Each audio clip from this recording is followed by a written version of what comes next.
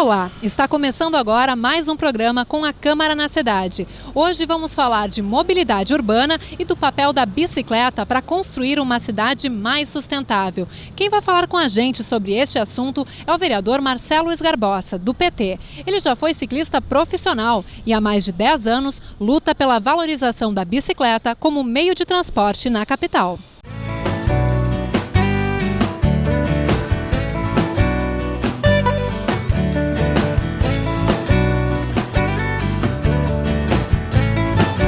Eu sempre usei, como uma criança criada no interior e que tinha condições de ter uma bicicleta, usava no dia a dia, usava para ir para a escola. Mas com 12 anos de idade, em 1987, eu comecei a competir e aí comecei uma carreira como ciclista que durou até os meus 22 anos. Então de 87 até 97 eu fui um ciclista profissional e tive a oportunidade de competir no exterior, 5 anos competindo na Europa, na Itália. Fui campeão gaúcho, fui campeão brasileiro, participei de campeonatos mundiais, então essa foi, digamos, nos anos 90, final dos anos 80 e até 97 a minha paixão e a minha profissão. Depois disso, abandonei a carreira, voltei para o Brasil e aí fiz faculdade de Direito, hoje sou advogado e continuei usando a bicicleta no dia a dia. Então me tornei um cicloativista, digamos assim, uma pessoa que luta para que a bicicleta seja inserida como um meio de transporte na cidade. A bicicleta não só como lazer e como esporte, mas como meio de transporte para recuperar o que é possível recuperar nas cidades e recuperar principalmente a convivência comunitária entre as pessoas.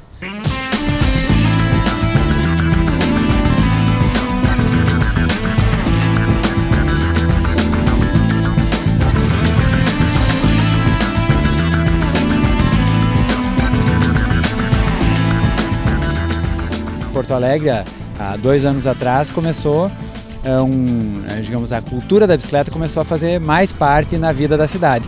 Porto Alegre já foi muito forte, lá no final de 1800 existia inclusive uma união velocipédica de Porto Alegre.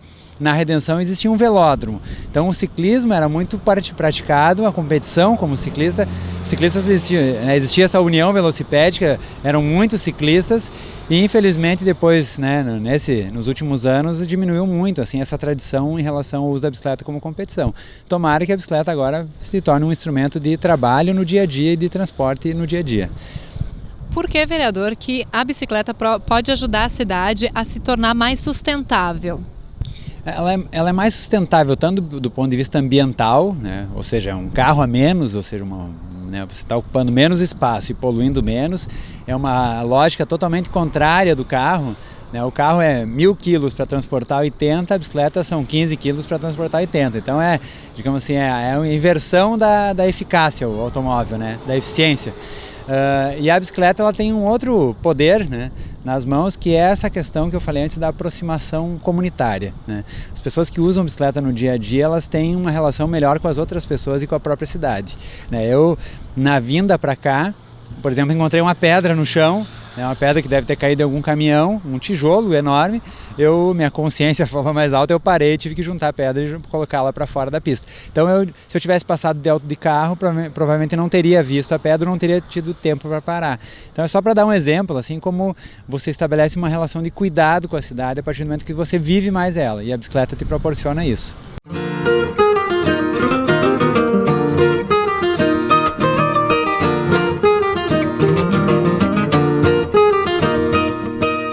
Porto Alegre, o senhor falou, há 2 anos, especialmente, começou a investir um pouquinho mais e a tomar algumas iniciativas para melhorar a infraestrutura também oferecida para os ciclistas. Uma das iniciativas é o Plano Diretor Cicloviário Integrado. Eu gostaria que o senhor explicasse para a gente o que ele prevê e qual é o objetivo geral dele. O Plano Diretor Cicloviário é uma lei municipal, uma lei complementar, e ela prevê 495 quilômetros de ciclovias em Porto Alegre. Hoje Porto Alegre tem apenas 11, muitas delas voltadas apenas para o lazer, e o plano diretor ele prevê praticamente todas as médias e grandes avenidas da cidade teriam ciclovias. A grande dificuldade é que as ciclovias, na nossa opinião, estão sendo feitas de uma forma equivocada. Algumas, não digo que todas elas são assim, mas a maioria delas são feitas de forma que não atrapalhem os automóveis. Então é o caso, por exemplo, da ciclovia da Ipiranga. Ela é uma excelente ciclovia para lazer, as pessoas têm usado ela no final da tarde, mas durante o dia, que as pessoas poderiam usar para se deslocar para o trabalho, não estão usando. Isso é constatado facilmente ao longo do dia, se você passa por ali, não vê ninguém andando nela. Na da Icaraí é a mesma coisa. Né? Agora, há poucos dias foi feita uma ciclofaixa, na verdade, na Ada Mascarenhas, na Zona Norte. Foi feita junto ao canteiro central.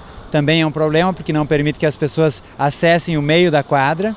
É o problema da Ipiranga, se uma pessoa precisar entrar na sua casa ou no comércio no meio da quadra, não vai ter como, vai ter que ir por fora da ciclovia. Na Icaraí o problema é o tamanho dela, ela tem 1,6 m de largura, não passam 2 bicicletas por vez e se mantiveram os carros estacionados ali, então quando os carros abrem a porta praticamente pega toda a ciclovia.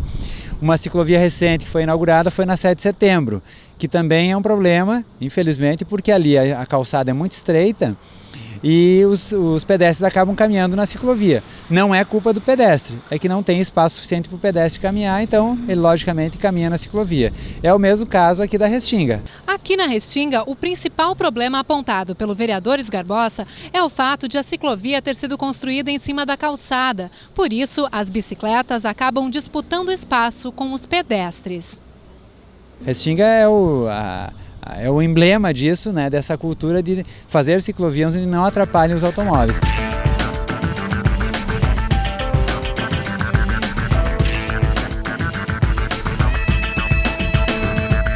Eu queria lhe perguntar o que o senhor acha de como a ciclovia for feita. Eu tenho a concepção de que a ciclovia deveria ter sido feita na pista, junto ao meio-fio, porque aqui gera um conflito entre ciclistas e pedestres. Eu não sei qual é a sua opinião.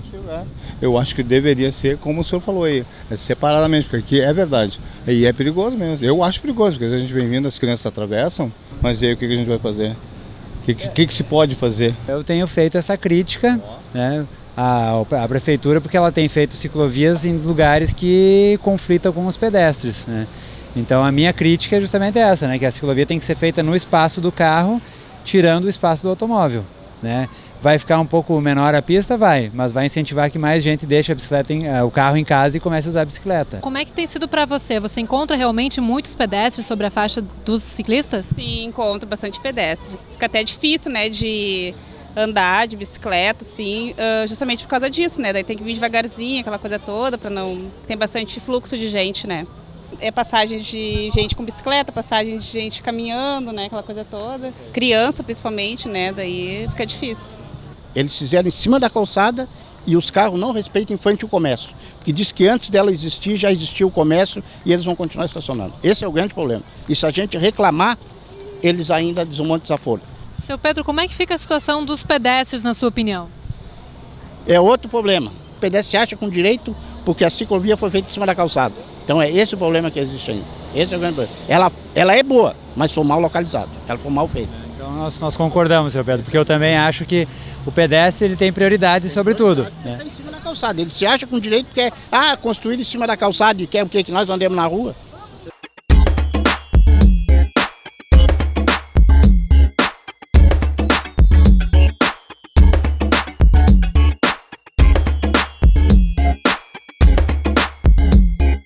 Há um incentivo à compra de automóveis e eu acho que é um direito da pessoa, se ela tem condições, de ter um automóvel. O automóvel ele é uma facilidade, eu tenho automóvel, você transporta a família, transporta a carga, ou seja, ele não tem nenhum problema a pessoa ter um automóvel. Então, eu dos ciclistas que conheçam, que são militantes da causa, ninguém é contra as pessoas terem automóveis.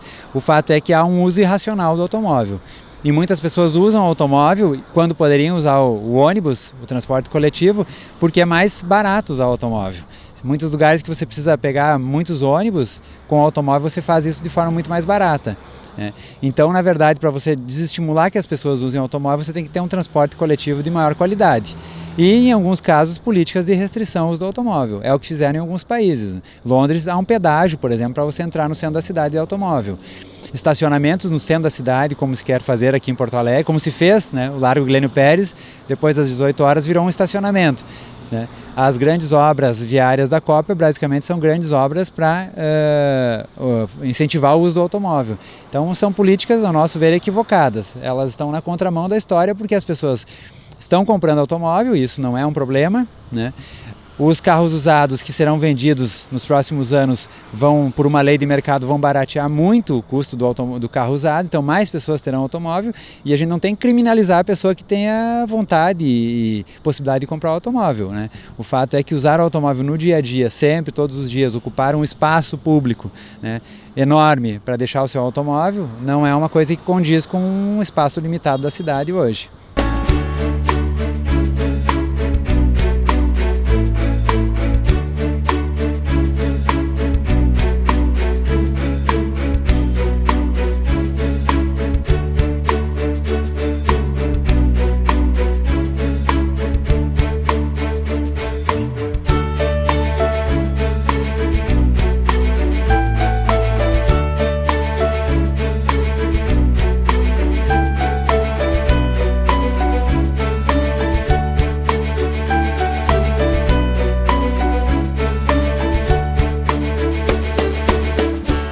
20% das multas de trânsito que são arrecadadas no município de Porto Alegre deveriam ser destinadas para a construção de ciclovias e campanhas educativas em relação ao uso adequado da bicicleta, porque é verdade, o ciclista, a bicicleta é um meio de transporte, de propulsão humana, e ele deve obedecer todas as regras de trânsito. Então, falta educação para os ciclistas também. Então, os 20% das multas de trânsito seriam tanto para a construção de ciclovias como para as campanhas educativas.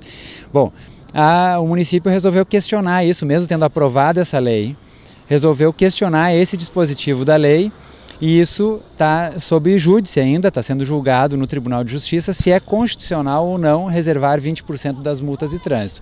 A alegação do município é que isso tira poder do chefe do executivo, do prefeito, em gerenciar o orçamento público. E nós questionamos esse argumento porque multas, na nossa opinião, nunca será orçamento público, né? Não é a mesma coisa multa que um imposto qualquer. A multa vem de uma sanção por um descumprimento da lei. Então, se você seguir essa lógica que a prefeitura está colocando, está argumentando, então dificilmente uma empresa como a IPTC vai ter interesse em fazer campanhas educativas para reduzir o número de infrações, porque daí vive do orçamento das multas. Percebe como, né, há uma contradição na essência. Então, isso está para ser julgado pelo Tribunal de Justiça. Nós esperamos que seja julgado constitucional e, a partir daí, a Prefeitura comece a cumprir a lei em destinar os 20% das multas para um fundo, que foi, inclusive, um dos projetos de lei que nós já apresentamos no primeiro dia do ano. Apresentamos um projeto de lei criando um fundo para que esse recurso vá para esse fundo e não entre no Caixa Único do município. Essa proposta ainda vai ser avaliada pela Câmara de Vereadores e, se for aprovada, como ele funcionaria na prática? Existiria um comitê gestor desse fundo que definiria as prioridades para onde seriam aplicados os recursos da ciclovia.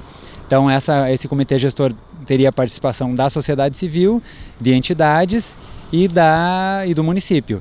E aí o que está acontecendo hoje é que a Prefeitura e a PTC têm feito ciclovias, algumas vezes eles chamaram, depois de feito o projeto, eles nos apresentaram, né? Isso é saudável. Permitiu minimamente uma discussão, mas o ideal é que a definição de quais ciclovias se faria primeiro se fosse feita através desse controle social também, né? Então a ideia é a criação de um comitê gestor. Na sua opinião, existe um problema de planejamento para o plano cicloviário da cidade? Eu acho que existe uma falta de participação, né? No meio ciclístico há muitas pessoas que são engenheiros, arquitetos, pessoas que pesquisam ciclovias, têm uma enorme contribuição para dar para o município, e essas pessoas não são ouvidas. Elas muitas vezes são surpreendidas com uma ciclovia sendo feita do dia para a noite, né? Claro, a prefeitura tem a prerrogativa de fazê-la, né? Mas hoje quem sabe, né, que a boa administração hoje, ela não pode dispensar a participação social. É o que parece que tem acontecido. Isso depois daquele atropelamento que houve na Cidade Baixa, se criou, né, inicialmente reuniões. As reuniões não continuaram porque o município teve um momento de diferenças em relação ao tamanho das ciclovias. Os ciclistas reivindicavam ciclovias um pouco mais largas e a prefeitura dizia que não. Então chegou um momento que o diálogo infelizmente rompeu. Então o que a gente quer é, na verdade, poder participar da construção, né, desse plano diretor cicloviário.